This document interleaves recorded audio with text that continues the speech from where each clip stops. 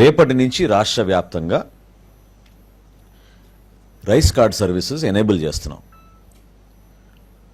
దాని అర్థం ఏంటంటే కొత్త రైస్ కార్డు కోసం దరఖాస్తు చేసుకోవచ్చు. అదేవిధంగా ఒక కుటుంబంలో స్ప్లిట్టింగ్ ఆఫ్ రైస్ కార్డు కూడా పర్మిట్ చేస్తున్నాం.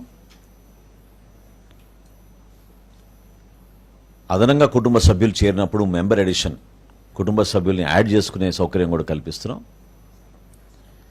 అన్నిటికన్నా ముఖ్యం అడ్రస్ మార్పు కూడా రేపటి నుంచి అవకాశం కల్పిస్తున్నాం.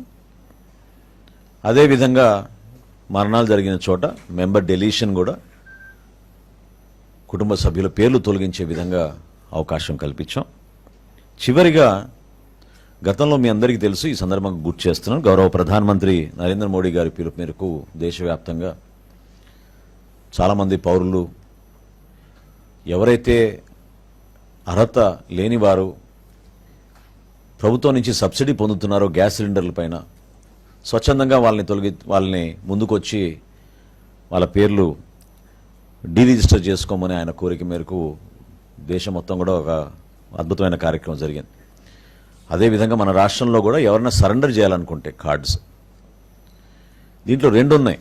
ఒకటి ఇప్పుడే మా కమిషనర్ గారు కూడా నా దృష్టికి తీసుకొచ్చారు. అదేంటంటే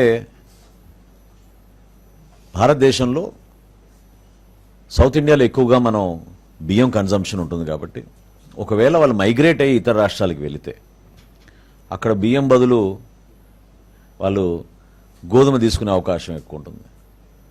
సో ఆ అవకాశం కల్పించడానికి కోసం కూడా ఎవరైనా సరెండర్ చేయాలనుకుంటే మైగ్రేషన్ జరిగితే, ఇంటర్ స్టేట్ మైగ్రేషన్ జరిగితే వాళ్ళకు కూడా ఈ వెసులుబాటు కల్పించే విధంగా సో ఈ 6 సర్వీసెస్, కొత్త రేషన్ కార్డులు, అదేవిధంగా splitting of the card, member addition, అడ్రస్లో మార్పులు, అదేవిధంగా ఎవరైనా మరణిస్తే వాళ్ళ పేర్లు తొలగించే విధంగా, చివరిగా ఎవరైనా సరెండర్ చేయదలుచుకుంటే తప్పకుండా వాళ్ళకు కూడా ఇదొక అవకాశం.